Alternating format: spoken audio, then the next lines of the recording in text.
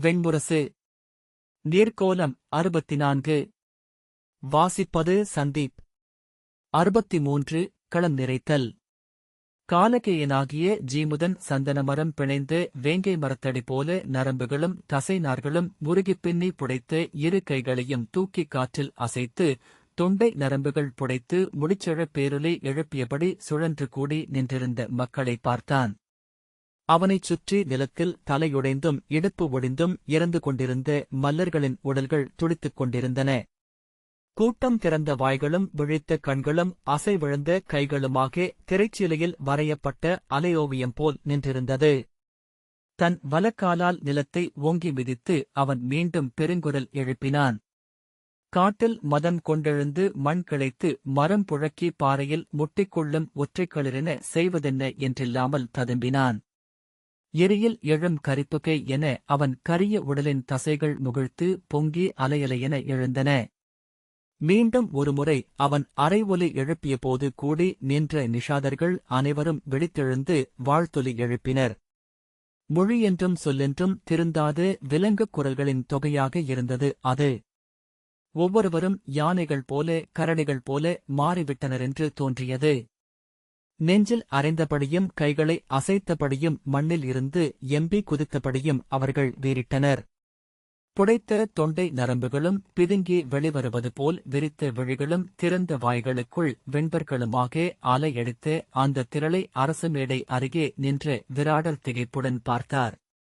அறியாது படிகளில் காலெடுத்து வைத்து மேலேறி அரியணை பக்கம் வந்தார். கால் தளர்ந்தவர் போல அரியணையின் பிடியை பற்றிக் கொண்டார். அவர் கால்கள் நடுங்கின. வாய் தளர்ந்து விழ முகத்தில் தசைகள் அனைத்தும் உருகி வழியும் மெழுகென தொய்வடைந்தன. நெஞ்சில் மாறி மாறி அறைந்தபடி தன்னைச் சூழ்ந்து திரையெழுந்த நிஷாதர்களை நோக்கி பிளிறியபடியே இருந்தான் ஜீமுதன். அழுகையென நெளிந்த முகம் கணத்தில் சினம்பற்றி சீறியெழ கையை ஓங்கி அரியணையில் அறைந்தபடி விராடர் அரச மேடையின் விளிம்புக்குச் சென்று அப்பால் தனி மேடையில் இருந்த கீசகனைப் பார்த்து, கீசகா, என்ன செய்கிறாய் அங்கே? இனியும் இந்த அரக்கனை இங்கு விட்டு வைக்கலாமா? கொல், அவனை இக்கணமே கொல் என்றார். ஜீமுதன் திரும்பி ஏளனம் தெரியும் இழிப்புடன், குல நெறிகளின்படி உங்கள் குடிமுத்திரையை தோளில் பொறித்துக் கொண்ட அடிமையோ நிஷத கொடியின் குருதி கொண்டவனோ மட்டுமே என்னை எதிர்கொள்ள முடியும். வேறெங்கிலுமிருந்து கூட்டி வந்து நிறுத்தும் ஒருவனைக் கொண்டு உங்கள் முடி காக்கப்பட வேண்டுமென்றால் அந்த முடியை இதோ என் காலால் எத்தி வீழ்த்துகிறேன் என்றான். அவன் என் உறவினன், என் மனைவியின் உடன் பிறந்தான் என்று விராடர் கூவினார். விராடரே, குருதி என்றால் உங்கள் நிஷதகுடியின் குருதி என்று பொருள். மனம் கொண்ட பெண்ணின் உறவுகள் உங்கள் குருதி உறவுகள் அல்ல என்றான் ஜீமுதன். இந்தப் பேச்சை இனி நான் கேட்க விரும்பவில்லை. கீசகா, கொல், இக்கணமே இவன் குருதியை எனக்குக் காட்டு என்று விராடர் கைகள் நடுங்கித் தெறிக்க வாய்நுரை எழ கூச்சலிட்டார். தன் தொடைகளை அறைந்தபடி பற்களை நெரித்து கீசகனிடம், கொல் இவனை, இவன் தலையை உடைத்து குருதியை வீழ்த்து என்றார். அரியணையும் முடியும் கோலும் அகன்று வெறும் நிஷாதனாக அந்த மேடையில் நின்றார். கீசகன் எழுந்து பணிவுடன், இவனைக் கொல்வதொன்றும் அரிதல்ல அரசே. ஆனால் இவனைக் கொல்வதனால் இவன் விடுத்த அறைகூவல் மறைவதில்லை. இவனை உங்கள் குருதியினரோ படைவீரரோ குடியினரோ எதிர்கொள்ளாத வரைக்கும் இவன் வென்றதாகவே கருதப்படுவான். விராடபுரியை வென்ற மன்னனை நான் கொன்றதாகவே காலகேயர்கள் எடுத்துக்கொள்வார்கள். தாங்கள் அறிவீர்கள், இன்று வடபுலத்தில் பாணாசுரர் காலகேயர்களை திரட்டி அமைத்திருக்கும் பெரும்படையை. தெற்கே நிஷாதர்களின் குடிகள் பல அவர்களுடன் இணைந்து கொண்டுள்ளன. மச்சர்களின் நாடுகள் அவர்களுக்கு உடன் சாத்திட்டிருக்கின்றன. இந்த ஏது ஒன்று போதும் அவர்கள் நம்மீது படை கொண்டு வருவதற்கு என்றான். பேசாதே, அரசியல் சூழ்ச்சிக்கான இடமல்ல இது. இக்கணமே இவனைக் கொன்று இவன் குருதியை எனக்குக் காட்டு. இல்லையேல் நான் இறங்கி இங்கு உயிர் துறப்பேன் என்றார் விராடர். கீசகன் தயங்கி, அரசே, இவ்வண்ணம் ஒன்று நிகழுமென்று நான் எண்ணவில்லை. இன்று காலகேயர்கள் நம்மீது படை கொண்டு வருவதற்கு ஒரு தொடக்கத்தை நாடியிருக்கிறார்கள். அதன் பொருட்டே இவனை அனுப்பியிருக்கிறார்கள் என வைத்து அறிகிறேன். நிஷதகுடிகள் அவர்களுடன் சேரத் தயங்கிக் கொண்டிருப்பது நாம் குலநெறி நின்று அரசு சூழ்கிறோம் என்பதனால்தான். நாம் நெறி தவறினோம் என்றால் அவர்கள் அனைவரும் அங்கு செல்வார்கள். அதன் பிறகு இந்த நாடு எஞ்சாது என்றான். பிறகென்ன செய்ய வேண்டுமென்கிறாய்? சொல் என்றார் விராடர். இவனை நம்மால் எதிர்கொள்ள முடியாது. இத்தருணத்தில் ஓர் அரசியல் சூழ்ச்சியென நாம் முடித்துறப்போம். இவன் அரியணை அமரட்டும். அதன்பின் நம் படைகளால் இவனை வென்று இந்நகரை கைப்பற்றுவோம். அது முற்றிலும் நெறிநின்று ஆற்றும் செயலே என்றான் கீசகன். இது என் சொல். தங்களுக்காக படை நடத்தி இவனை வெல்வது என் பொறுப்பு. விராடர்காரி தரையில் துப்பினார். சினவெறியுடன் தன் மேலாடையை எடுத்து அரியணை மேல் வீசி தலைப்பாகையை கழற்றி அதன் மேலிட்டார். முடி துறப்பதா? அதைவிட இவன் முன் களம் நின்று உயிர் துறப்பேன். இது எந்த எனக்களித்த முடி? களம்பட்டு இதைத் துறந்தால் விண் சென்று அவர் முன் நிற்க எனக்கு தயக்கமிருக்காது. முடி துறந்து செல்வேன் என்றால் என் மூதன்னே என் முகத்தில் உமிழ்வாள் என்ற பின் திரும்பி உத்தரனை பார்த்து, உத்தரா, மூடா, எழு. அணிகளைக் கழற்று. இது நம் நிலம். இதன் பொருட்டு இக்களத்தில் மோதி இறப்போம். அது நம் குடிக்கு பெருமை என்றார். உத்தரன் அக்குரல்களை தனக்குப் பின்னாலிருந்து எவரோ சொல்வது போல் கேட்டான். ஒரு கணத்தில் தந்தையின் முகம் மிக அருகே வந்து அவரது கண்களுக்குக் கீழ் சுருக்கங்களும் பற்களின் கரையும் தெரியும்படியாக விரிந்தது. மதுப்பழக்கத்தால் பழுத்த நீரோடிய விழிகள் சினத்துடன் எரிந்தன. எழு. இவன் முன் தலையுடைந்து இறப்பதே நம் கடமை. இப்போது உத்தரனின் இரு கால்களும் ஒன்றுடன் ஒன்று தொடர்பற்றவை போல் நடுங்கிக் கொண்டிருந்தன. கைகளால் தன் பீடத்தின் பிடியைப் பற்றியபடி பற்கள் உரசிக்கொள்ளும் ஓசையைக் கேட்டு எங்கிருக்கிறோம் என்றே உணராதவனாக அமர்ந்திருந்தான். குங்கன் எழுவதையும் அரசரின் தோளைத் தொட்டு மெல்லிய குரலில் ஏதோ சொல்வதையும் அவன் கண்டான். குங்கனின் இதழ்கள் மிக அருகிலெனத் தெரிந்தன. குங்கன் சொன்னது புரியாதது போல் விராடரின் முகம் நெறிந்தது. புருவங்கள் சுருங்கி கண்கள் துடித்தன. இருமுறை திரும்பிப் பார்த்து மேலும் குழம்பி உதிரிச் சொற்கள் ஏதோ சொன்னார். ஒரு கணத்தில் அவருக்கு குங்கன் சொன்னது புரிய அவன் கைகளைப் பற்றிக் கொண்டார். பின்னர் திரும்பிய போது அவர் முகம் வெறியும் சினமும் கொண்டு இழித்திருந்தது. அடுமனையாளன் வலவன் எங்கே? வலவன் எழுக. இப்போதே களம் புகுக என்றார். விராட கொடிகள் அனைவரும் திரும்பி ஒருவரை ஒருவர் பார்க்க நிமித்திகர் அச்சொற்களை ஏற்றுக் கூவினர். சூதர்களும் புறவிக்காரர்களும் கூடி நின்ற திரளிலிருந்து உடல்களை ஒதுக்கியபடி காட்டுத் தழைப்பிலிருந்து மத்தகமிழம் யானை என வந்த வலவன் வேலியை கையூன்றி தாவி களத்தில் நின்று தலைவணங்கினான். நீ விராடபுரியின் அடிமையல்லவா? என்றார் விராடர். ஆம், அரசே என்றான் வலவன். உங்கள் குடிமுத்திரையை தோளில் பச்சை குத்திக் கொண்டவன். உங்கள் மிச்சிலுண்டு வாழ்பவன். விராடரின் கண்கள் அவன் தோள்களை நோக்கி அலைபாய்ந்தன. என் பொருட்டு இவ்வரக்கனை எதிர்கொள்ள உன்னால் இயலுமா? வலவன் தலைவணங்கி, நான் போர்க்கலை பயின்றவனல்ல, விளையாட்டுக்கு மற்போரிடுவதுண்டு. தாங்கள் ஆணையிட்டால் இவனை நான் கொல்கிறேன் என்றான். அச்சொல் ஜீமுதனின் உடலில் சருகு விழுந்த நீர்ப்பரப்பென ஓர் அதிர்வை உருவாக்கியது. வலவன் எழுந்து வந்தபோது ஜீமுதனின் முகமும் உடலும் மாறுபடுவதை சூழ்ந்திருந்த நிஷாதர்கள் அனைவரும் கண்டனர். உடலில் பெருகே கைகளில் ததும்பி விரல்களை அதிர வைத்து உள்விசையுடன் ஒவ்வொருவரும் முன்னகர்ந்தனர். கொல் இவனை. இவனை நீ கொன்றால் நீ விழைவதை நான் அளிப்பேன். இது என் மூதாதையர் மேல் ஆணை என்றார் விராடர். அவனை திரும்பிப் பார்த்து, தங்கள் ஆணை. எவ்வண்ணம் கொல்ல வேண்டும் என்று சொல்லுங்கள், அரசே என்றான் வலவன். விராடரே சற்று திகைத்தார். பின் நெஞ்சைப் பிள. அவன் சங்கை எடுத்து எனக்குக் காட்டு என்றார். ஆணை என அவன் தலைவணங்கினான். வலவன் தன் இடையில் கட்டிய துணியை அவிழ்த்து அப்பால் வீசினான். அதற்கு அடியில் தோலாடை அணிந்திருந்தான். அதை முறுக்கிக் கட்டினான். சம்பவன் கூட்டத்திற்குள்ளிருந்து பாய்ந்து வந்து அழித்து தோற்கச்சையை அதற்குமேல் இறுக்கிக் கட்டி உடல் தசைகளை நெகிழ்த்தி இறுக்கி தோள்களை குவித்தான். இரு கைகளையும் விரித்து பின் விரல் சேர்த்து எலும்புகள் ஒலிக்க நீட்டி நிமிர்த்திய பின் உன் பெயர் என்ன என்று ஜீமுதனிடம் கேட்டான். ஜீமுதன் முகத்தில் அறியாமை நிறைந்த மந்தத் தன்மையொன்று வந்திருந்தது. காலகேய ஜீமுதன் என்றான். நான் சூதனாகிய வலவன். உன்னைக் கொல்ல நான் விரும்பவில்லை. உன் பேரிடலை நானும் மகிழ்ந்து பார்த்துக் கொண்டிருந்தேன். அடிபணிந்து விலகிச் செல் என்றான் வலவன். ஜீமுதன் இரு கைகளையும் விரித்து தேள் போல காலெடுத்து வைத்து மெல்ல அணுகி, இல்லை, எந்தக் களத்திலும் நான் பின்னடைந்ததில்லை என்றான். இக்களத்தில் நீ வெறும் கரு. உயிர் துறப்பதற்குரிய அடிப்படை ஏதும் இங்கு இல்லை. செல்க என்றான் வலவன். மேலும் அணுகி வலவனுக்கு நிகராக நின்றான் ஜீமுதன். வலவனின் தலை அவன் மார்பளவுக்கு இருந்தது. ஆனால் இரு கைகளையும் அவன் விரித்தபோது ஜீமுதனின் தோள்களை விட பெரியவை வலவனின் தோள்கள் என்று தெரிந்தது.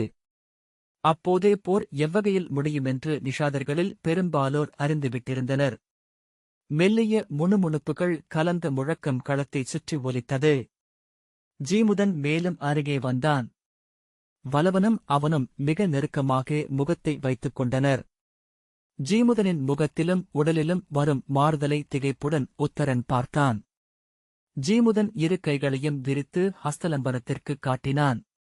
வலவன் தன் இரு கைகளையும் அவன் கைகளுடன் கோத்துக் கொண்டான். ஒருவரையொருவர் உந்தி உச்ச விசையில் அசைவிழுந்தனர். வலவன் உதடுகள் எதையோ சொல்வதை, அதைக் கேட்டு ஜீமுதனின் முகம் மாறுபடுவதை உத்தரன் கண்டான். என்ன சொல்கிறார் என்று ஏவலனிடம் கேட்டான். மற்போரில் மாற்றொரு கொண்டு எவரும் போரிடலாகாது. மருதோள் மல்லன் அறியாத மந்தனம் எதையும் உளம் கொண்டிருக்கலாகாது. வலவன் நாம் எவரும் அறியாத எதையோ ஜீமுதனிடம் சொல்கிறான் என்றான் ஏவலன். ஜீமுதனின் முகம் மாறுபட்டது. துயர் போல பின் பணிவு போல. பின்னர் அவன் தெய்வத்தின் முன் நிற்கும் பூசகன் போல் ஆனான். நான் சொல்கிறேன், அவன் என்ன சொல்கிறானென்று என்றபடி உத்தரன் பாய்ந்து எழுந்தான். நான் அடுமனையாளன் அல்ல, காட்டிலிருந்து கிளம்பி வந்த தெய்வம். கந்தர்வன். அதைத்தான் சொல்கிறான் என்றான். ஏவலன், ஆம், அத்தகைய எதையோ ஒன்றைத்தான் சொல்லியிருக்கிறான். காலகேயனின் உடலும் முகமும் முற்றிலும் மாறிவிட்டன என்றான். கீசகன் ஜீமுதனின் மாற்றத்தை கூர்ந்து நோக்கிக் கொண்டிருந்தான். அவன் உடலில் எழுந்த பணிவை, அதன்பின் மெல்ல எழுந்த பெருமிதத்தை. அவர்கள் தோள்விலகி களத்தில் முகத்தொடு முகம் நோக்கி நின்றனர். இரு கைகளையும் நீட்டியபடி மெல்ல சுற்றி வந்தனர். கால்கள் தழுவும் நாகங்களின் படமெடுத்து உடல் போல ஒன்றை ஒன்று உரசியபடி நடக்க எச்சரிக்கை கொண்ட முயல்கள் என பாதங்கள் மண்ணில் பதிந்து செல்ல வலவன் ஜீமுதனின் தோள்களில் விழி ஊன்றி சுற்றி வந்தான். அவனுடைய பேருருவ நிழல் என ஜீமுதன் மறு எல்லையில் சுற்றி நடந்தான். வலவன் வெல்வான் என்று கீசகன் நன்குணர்ந்து விட்டிருந்தான். இரு தோள்களும் தொட்டு கோத்துக் கொண்டபோதே உயரமும் எடையும் குறைவென்றாலும் வலவனின் தோள்கள் பெரிது எனத் தெரிந்தது. ஜீமுதனின் எடை மட்டுமே வலவனை வெல்லும் கூறு. அவ்வெடையை எப்படி வலவன் எதிர்கொள்வான் என்பது மட்டுமே தெரிந்து கொள்ள வேண்டியது. அடி ஒழியவும் நிலைபெயராதிருக்கவும் தெரிந்தவன் வலவன் என்றால் அனைத்தும் முடிவாகிவிட்டன. இவன் தோள்களை நான் இதுவரை எண்ணியதே இல்லையா? இவனைத் தவிர்த்து இத்திட்டத்தை எப்படி வரைந்தேன்? இவனை பார்த்திருக்கிறேன். ஒவ்வொரு முறையும் இவன் தோள்களை நோக்குவதை தவிர்த்தேன். இவனைத் தொட்ட என் விழிகள் அக்கணமே விலகிக் கொண்டன. நான் இவனை அஞ்சுகிறேனா? அஞ்சுவதா? நானா? ஆனால் அஞ்சுகிறேன். இவனை அல்ல, இவன் வடிவாக வந்துள்ள பிறிதொன்றை. அது என் இறப்பு அல்ல, இறப்பை நான் அஞ்சவில்லை. என் 7 வயதில் காலை கவ்விய முதலை ஒன்றை வாய்க்கீண்டு வென்றேன். அன்று நான் வென்றது என்னுள் உறையும் சாவச்சத்தை. நான் அஞ்சுவது பிறிதொன்றை. அல்லது அது அச்சமே அல்ல, அது பிறிதொன்று. அவன் மெல்லிய மயிர்ப்பு ஒன்றை அடைந்தான். இவனை நான் நன்கறிவேன். இவன் தோள்களை தழுவியிருக்கிறேன். இவனுடன் காற்றிலாடி சேற்றில் புரண்டு எழுந்திருக்கிறேன். கூட்டத்திலிருந்து ஹோ என்னும் பேரொலி எழுந்தது. இரு மல்லர்களும் யானை மறுப்புகள் என தலை முட்டிக்கொள்ள கைகளால் ஒருவரை ஒருவர் அள்ளி கவ்விக்கொண்டனர். கால்கள் பின்னிக் கொண்டு மண்ணைக் கிளறியபடி மண்ணை மிதித்துச் சுற்றின. தசைகளையே கீசகன் நோக்கிக் கொண்டிருந்தான். வலவன் ஜீமுதனின் பிடியிலிருந்து உருவிக்கொண்டு தரையில் அமர்ந்து அவ்விசையிலேயே விலகிக் கொண்டு துள்ளி எழுந்து தன் கையை வீசி வெடிப்போசையுடன் ஜீமுதனின் வலது காதின் மீது அறைந்தான்.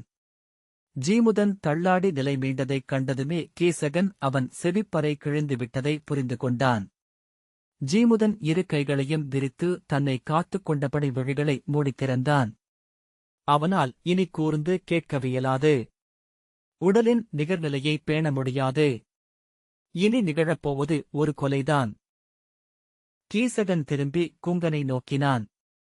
அடுமனையில் இப்படி ஒருவனிருப்பதை இவன் எப்படி அறிந்தான்? எளிய சூதாடி.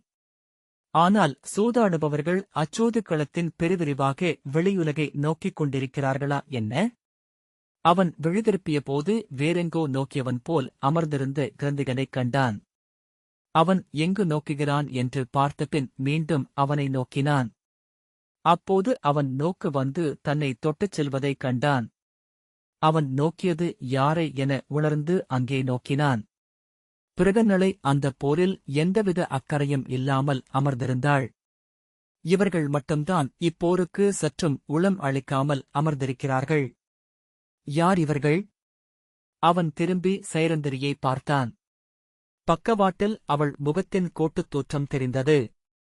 ஒரு கணத்தின் 101 வரையப்பட்ட கோட்டுக்கு மட்டுமே அந்த வளைவு இயலும். நெற்றி, மூக்கு, இதழ்கள், முகவாய், கழுத்து, முலையெழுச்சி. எப்போது அவளைப் பார்த்தாலும் அவன் அடையும் படபடப்பு அது. அவள் முழுமையாகவே அந்த தசைப்பூசலில் ஈடுபட்டிருந்தாள். அவளே ஈரறு கொண்டு ஒன்றுடன் ஒன்று மோதிக் கொண்டிருப்பது போல. கிருதங்களும் பிரதிகிருதங்களும். ஹஸ்தகிருதத்திற்கு ஹஸ்தகிருதம், பாதகிருதம் பாதகிருதத்திற்கு. அர்த்தகிருதமென்றால் அதுவே. மற்போர் ஒருவனின் ஓர் அசைவை பிறிதொருவன் நிகர் செய்வது. ஓர் உரையாடல் மிக மிகத் தொன்மையானது. ஒருவனின் நிழலென பிறிதொருவன் ஆவது. இருவரும் குவிக்கொள்கிறார்கள். ஒருவனை ஒருவன் தூக்கிச் சுழற்ற முயன்று நின்று அதிர்கிறார்கள். சன்னிபாதத்தில் ஒரு மாத்திரைதான் வெற்றி தோல்வியை முடிவாக்குகிறது. இதோ வலவன் ஜீமுதனைச் சுழற்றி மண்ணில் வீழ்த்துகிறான். அவன் மேல் பாய்ந்து கால்களால் அவன் கால்களைக் கவ்வி மண்ணுடன் பற்றிக் கொள்கிறான். அவதூதம் என்பது மண்ணிலிருத்தல். மண் எனும் பெருமல்ல அன்னையின் மடியில் தவழ்தல். பிரமாதம் என்பது அதில் திளைத்தல்.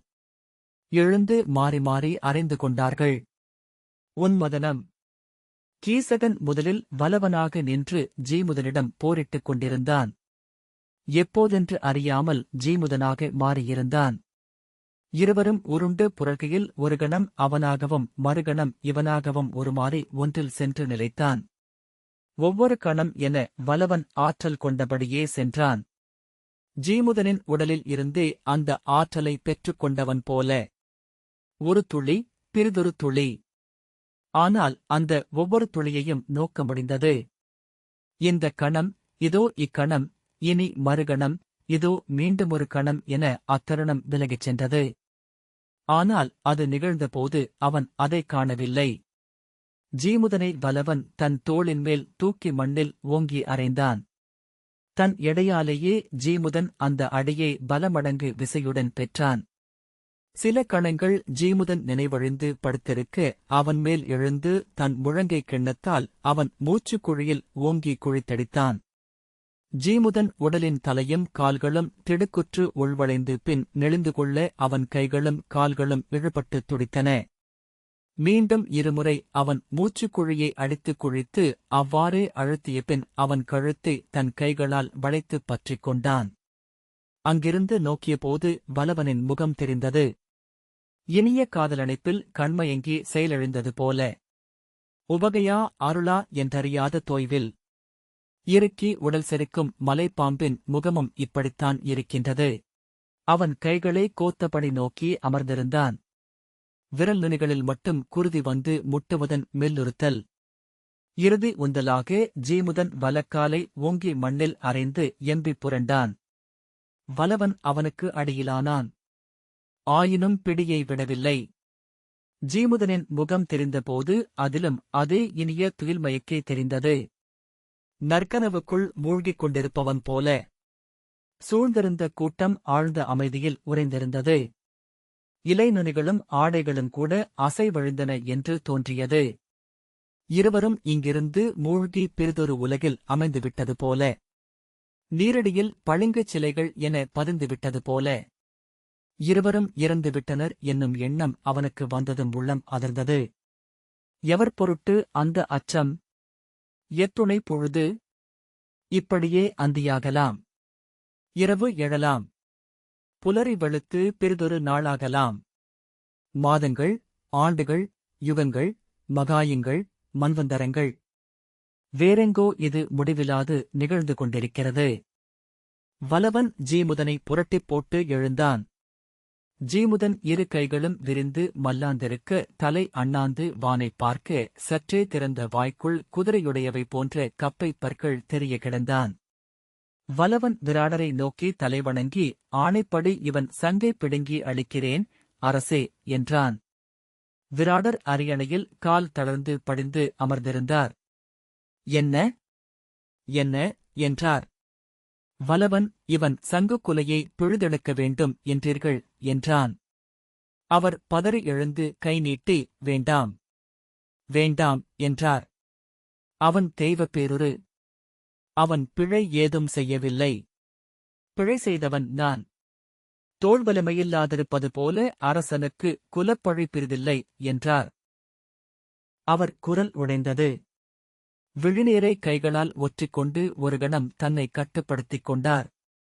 பின் கைகளை விரித்து, நம் மண்ணுக்கு வந்த இம்மாவீரன் இங்கு என்றென்றும் நினைவு கூறப்பட வேண்டும். களம்பட்ட முதல் வீரனுக்குரிய அனைத்து சடங்குகளுடனும் இவன் உடல் எரியூட்டப்படுக. குடிமூத்தாருக்கு அளிக்கப்படும் முழிரவும் உண்ணாவிழிப்பு நோன்பும் 16 நாள் துயர்காப்பும் இவனுக்கு உரித்தாகுக. இவன் நடுதல் நம் மூதாதையர் வாழும் தென்னிலத்திலேயே அமைக. இந்நாளில் இவனுக்குரிய படுக்கையும் கொடையும் இங்கு நிகழ்க. நம் மைந்தர் மற்போரிடும் களங்களில் எல்லாம் ஒரு கல் என இவனும் நின்றிருப்பதாக. நம் போர்ப்போசனைகளில் எல்லாம் அன்னக்கொடைகளில் ஒரு கைப்பிடி இவனுக்கும் அளிக்கப்படுவதாகுக, என்றார்.